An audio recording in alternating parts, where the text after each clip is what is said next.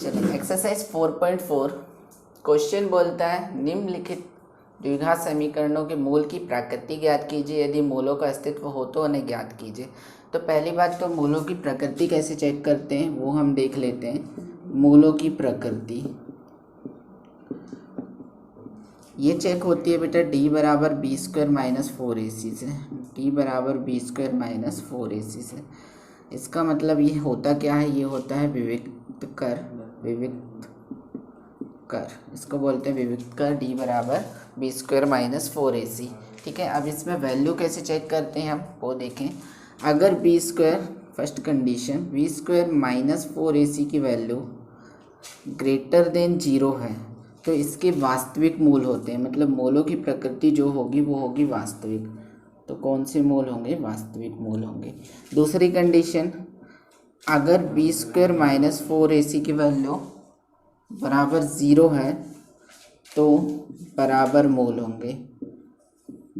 मूल होंगे इसके। और थर्ड कंडीशन, अगर बी स्क्वायर माइनस 4ac की वैल्यू 0 से कम आई, मतलब ऋणात्मक आई, तो कोई वास्तविक मूल नहीं होते और इसका कोई अस्तित्व भी नहीं होता है। ठीक है, तो यही हमको बताना है। तो बी स्क्वायर माइनस 4ac से आपको बताना पड़ेगा ये। तो सॉल्व करते हैं क्वेश्चन नंबर फर्स्ट। क्वेश्चन है 2x square minus 3x plus 5। Compare करेंगे ax square plus bx plus c बराबर 0 से तुलना करने पर, इससे तुलना करने पर हम पाते हैं कि a का कोफिशिएंट यहाँ पर 2 है, b के लिए -3 और c बराबर 5।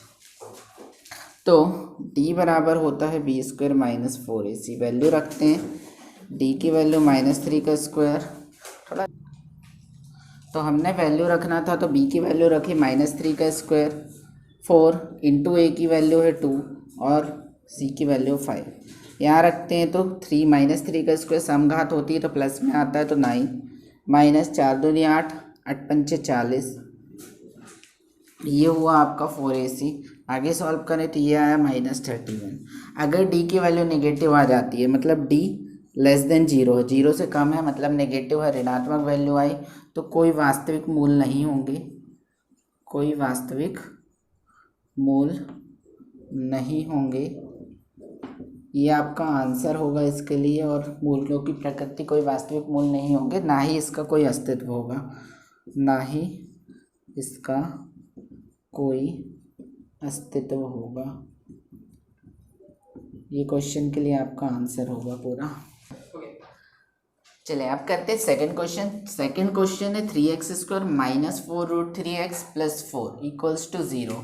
तो हम कंपेयर करेंगे ax square plus bx plus c बराबर 0 से तुलना करने पर, तुलना करके देखें तो a के सामने a का एक्स स्क्वायर का कोफिशिएंट गुणांक यहाँ पे 3 है, x का कोफिशिएंट माइनस में 4√3 है और c है 4। ठीक है, हमें d में रखना है। d बराबर होता है बी स्क्वायर माइनस 4ac। तो b की वैल्यू है जो -4√3 का होल स्क्वायर -4 इंटू a की वैल्यू 3, c की वैल्यू 4। 4 का स्क्वायर -4 का स्क्वायर 16 और कंडी 3 का स्क्वायर 3, -4 तिया 12, 12 चौके 48, 16 तिया 48 -48। तो d बराबर 0 निकल के आया। कंडीशन है अगर d बराबर 0 हो जाता है तो मूलों की प्रकृति जो होती है, मूल होते हैं बराबर, मूल बराबर हैं। और इसके दो आंसर जो होते हैं वो होते हैं बेटा, इसके बाद आपको मूलों का अस्तित्व हो तो उन्हें ज्ञात करना है। तो मूल बराबर हैं तो अस्तित्व तो है, तो जो दो मूल होंगे वो होंगे x बराबर -b/2a और एक और x बराबर -b/2a। ये दो मूल होते हैं। तो यहाँ आपको रखनी है वैल्यू, b की वैल्यू है माइनस यहाँ लगा हुआ है और b की वैल्यू -4√3/2, a की वैल्यू 3, x बराबर, और यहाँ भी सेम वैल्यू रखनी है आपको, -4√3/2 इंटू 3। ब्रैकेट ओपन होगा तो +4√3 हो जाएगा अपॉन 2 इंटू 3 हो जाएगा। यहाँ से ब्रैकेट ओपन होगा तो same value 4√3 upon 2 into 3 cancel कर लेते हैं। 2 2 ज़ा 4, 2 2 ज़ा 4, तो अब आपके पास वैल्यू आई 2√3 अपॉन 3 और x बराबर 2√3 अपॉन 3। लेकिन आपको आंसर ऐसे नहीं दिया तो आपको परिमेयकरण करना पड़ेगा। तो परिमेयकरण करेंगे तो 2√3 अपॉन 3, परिमेयकरण √3 का होगा बेटा, तो √3 का ऊपर नीचे इंटू कर लो। यहाँ पर भी 2√3 अपॉन 3, √3 का ऊपर नीचे इंटू कर लो, √3 तो 2, ये बनेगा √3 का जब इसमें इंटू होगा तो ये हो जाएगा बेटा 3, ये बन गया 3 और अपॉन में लिखा है 3√3 आ जाएगा अपॉन में। यहाँ पे भी वैल्यू वैसे ही आएगी, x बराबर 2 इंटू 3 बन जाएगा अपॉन 3√3 होगा। इसके बाद आप इसको कैंसिल कर लोगे तो 3 से 3 कैंसिल हो जाएगा और यहाँ पे भी 3 से 3 कैंसिल हो जाएगा। तो इसके जो रूट आएंगे वो आएंगे 2 अपॉन करनी 3, ये इसका और इसका भी सेम रूट आएगा 2 अपॉन करनी 3। ये आपके आंसर्स हैं। चलिए अब करते हैं थर्ड क्वेश्चन। थर्ड क्वेश्चन है 2x² minus 6x plus 3 ax² plus bx plus c बराबर 0 से तुलना करेंगे। तो a बराबर निकल के आएगा 2, b बराबर निकल के आएगा -6 और c बराबर निकल के आएगा 3। अब हमको d बराबर चेक करना है, b² माइनस 4ac होता है, वैल्यू रखेंगे। b की वैल्यू -6 तो -6 का स्क्वायर -4, a की वैल्यू इंटू 2, c की वैल्यू इंटू 3, तो 6 का स्क्वायर 36, सम संख्या घात होती है तो पॉजिटिव नंबर ही आता है। 4 दूनी 8, 8 3 24, सब्ट्रैक्ट करेंगे यहाँ पे तो ये आएगा 12। अब d बराबर 12 आया मतलब पॉजिटिव आया, तो हम मूलों की प्रकृति क्या बोलेंगे, मूल वास्तविक होंगे। अब मूल वास्तविक हैं तो इनका अस्तित्व होगा और मूलों का जब अस्तित्व होगा तो आपको उसकी वैल्यू भी फाइंड करनी है। तो वैल्यू हम किस चीज़ से फाइंड करेंगे, सूत्र विधि से। तो हम आगे लगाएंगे सूत्र विधि, जिसका फॉर्मूला होता है x बराबर -b plus minus b² minus 4ac upon 2a। रखते हैं यहाँ पे -b, तो -b की वैल्यू हमारे पास थी -6 तो रख लेते हैं, प्लस माइनस b² की वैल्यू होगी -6 का स्क्वायर। ये तो हमने पहले से निकाल के रखा इसलिए सीधे वैल्यू रख लो, आपने निकाल के रखा d बराबर 12, तो रूट के अंदर आ जाएगा पूरा 12 अपॉन 2 इंटू a होगा तो 2 और a की वैल्यू है तुम्हारे पास 2, माइनस माइनस प्लस तो 6 प्लस माइनस √12, अभी √12 भी रहने देते हैं, अपॉन 2 2 ज़ा 4। आगे सॉल्व करें बेटा तो x बराबर जो होगा तुम्हारे पास 6 प्लस माइनस इसके जो फैक्टर करोगे वो 4 3 ज़ा 12 वाले फैक्टर करोगे अपॉन 4, तो x बराबर 6 प्लस माइनस, अब यहाँ पे आपका 4 का जो रूट है वो 2 है तो 2√3 ये हो जाएगा अपॉन 4।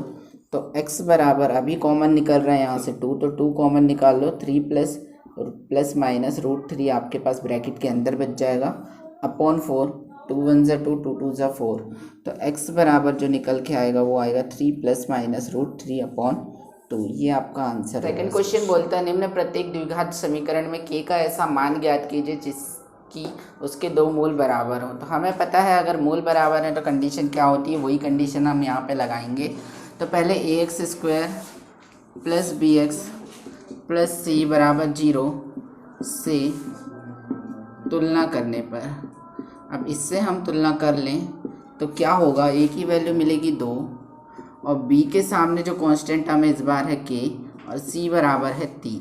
ठीक है, तो मूल बराबर हैं ये हमें पता है, मूल बराबर हैं, और जब मूल बराबर हैं तो यहाँ पे d बराबर जो है वो है 0, तो d की वैल्यू रखें b² माइनस 4ac बराबर 0, b² की वैल्यू मतलब k, तो ये हो जाएगा k² माइनस 4, a की वैल्यू है 2, c की वैल्यू है 3 बराबर 0, तो ये हो गया k² माइनस 4 3 12, 12 दूनी 24 तो बराबर 0, k² माइनस में है प्लस पे जाएगा, k बराबर प्लस माइनस लगता है रूट स्क्वायर हटता है तो यहाँ 24 आ जाएगा, तो k बराबर प्लस माइनस ये ब्रेक होगा 6 इंटू 4 में ब्रेक करेंगे ताकि हम 2 4 का रूट ले सकें। तो 4 का रूट यहाँ पे होगा ±2 करनी 6। ये आपका इस क्वेश्चन के लिए आंसर है। चलिए सेकंड क्वेश्चन करेंगे। अब यहाँ पे kx² नहीं है तो पहले इससे kx² बनाएंगे हम। मल्टीप्लाई करते हैं kx का अंदर, तो k x की घात 2 हो जाएगा, इसकी घात 1, इसकी घात 1 तो 2 हो गई, -2kx बनेगा ये, +6 बराबर 0। ये आ गया व्यापक फॉर्म में। अब हम तुलना कर सकते हैं x² + bx + c बराबर 0 से तुलना करने पर हम इससे तुलना करेंगे। चलिए यहाँ पे हम करेंगे कंपेयर। तो a की वैल्यू हमारे पास k निकल के आएगी, b बराबर -2k निकल के आएगी क्योंकि b के सामने जो कोफिशिएंट है x के सामने का कोफिशिएंट -2k है, और c बराबर 6 निकल के आएगा। अब हमें क्या करना है, मूल बराबर है ये हमें पता है, मूल बराबर हैं ये हमें पता है। तो d बराबर होता है b² - 4ac। कंडीशन ये है कि अगर मूल बराबर हैं तो d की वैल्यू हो जाती है 0, तो b² - 4ac बराबर हो गया 0। अब वैल्यू पुट करते हैं यहाँ पे, तो ये होगा -2k की घात 2 -4, a की वैल्यू है k और c की वैल्यू है 6 बराबर 0। 2k का स्क्वायर -2 का स्क्वायर होगा 4 और k का स्क्वायर होगा k² माइनस 6 चौके 24, तो ये हो जाएगा 24k बराबर 0। तो ये अभी थोड़ा सा वर्ग समीकरण टाइप का बन गया है पर पूरा नहीं। अब यहाँ से हम कॉमन ले सकते हैं 4k, तो 4k को कॉमन लेंगे तो ब्रैकेट के अंदर बचेगा k - 6 बराबर 0। अब 4k को एक बार 0 से कंपेयर करेंगे तो 4k बराबर 0 और k - 6 बराबर 0, तो k बराबर 0/4 आएगा यहाँ पर, और यहाँ पे k बराबर 6। k बराबर आपके पास एक बार 0 आया और k बराबर 6। ये क्वेश्चन के लिए आपके आंसर होंगे।